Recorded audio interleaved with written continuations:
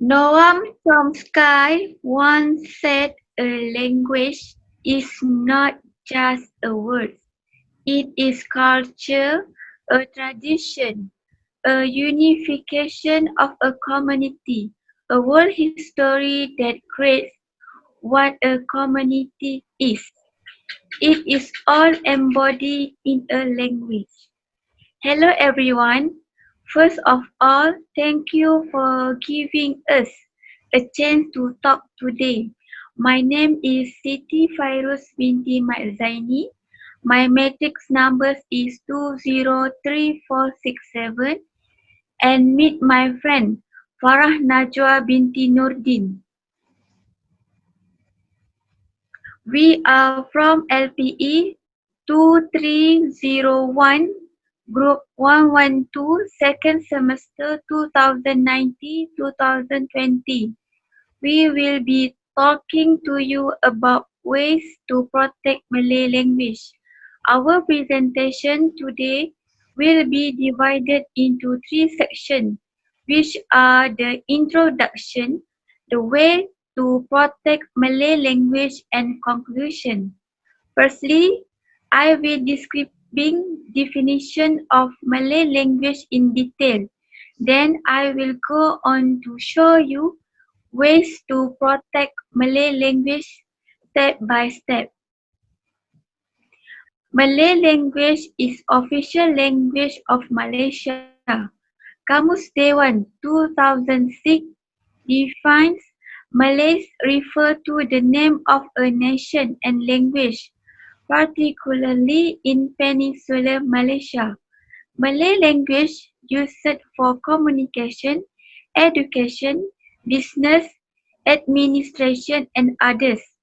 However, Malaysians nowadays do not appreciate the Malay language, especially a few of them are racist each other.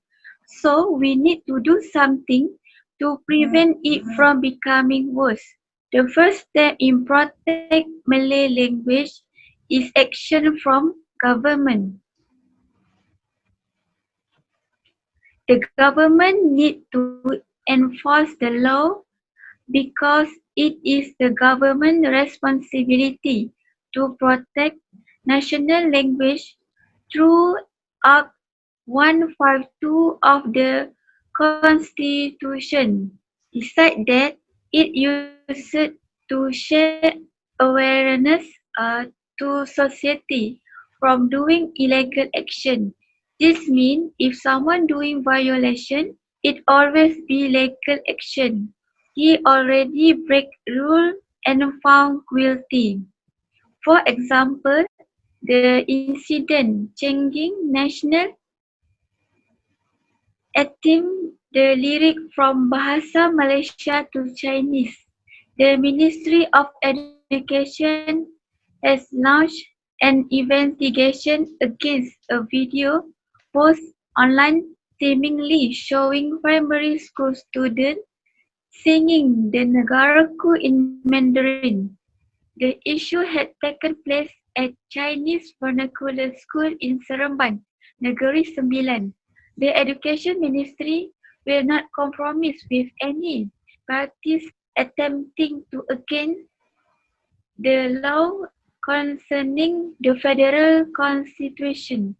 This incident had been a treasonous act toward patriotism and nationalism. In addition, the government must give penalty for the misuse Malay language. For example, penalties in the form of money or imprisonment for those who doing violation. If Malaysian does not want to be fined, we must obey the law. Hello everyone, my name is FARAH binti NURDIN. My matric number is 204015. I am presenter number 2. I will presenting our main point number 2, which is using the correct Malay language since childhood. My supporting point is my first supporting point is school action. As far as I'm concerned, this teen cannot only blame pupil if they find it mind-numbing to learn Bahasa Malaysia. Based on my read at article online named The Star, make a their recent studies that shows a significant number of school children lack interest in learning Malay language. It is, however, of sorry, it is, however, erroneous to claim that pupils are not interested for the simple reason that it is a second or third language to some of them, because when one is able to master the first language, which is English language, they will be highly regarded by the society surround them. So, who is the responsible in this matter at the school? Of course, their teachers. Are teachers helping to create an environment in school to help draw the interest among people to acquire the language? Or is it the syllabus that bogs teacher down and hinder the creation of a congenial learning environment for people to have interest in the language? If the subject matter is made too complex and the standard set is too lofty, this will deter children to have a predilection for the language. So, the teachers must take a wise action to make Malay language look interesting to pupils. For example, teachers can expose to pupils in the class how to make a poem, how to decry a poem, and others. A poem in Malay very interesting to know them, such as seloka, pantun, and others. The more appealing approach, however, would still be to expose pupils to extensive reading activities, as this will allow children to make out the use of emphasis contextually in an authentic manner and thus go about acquiring the traits of the language naturally. Teachers should allow this language trait to discover through the reading process and by making reading activities interesting to pupils. My second supporting point is parents pay attention to education for their children. How this point will work?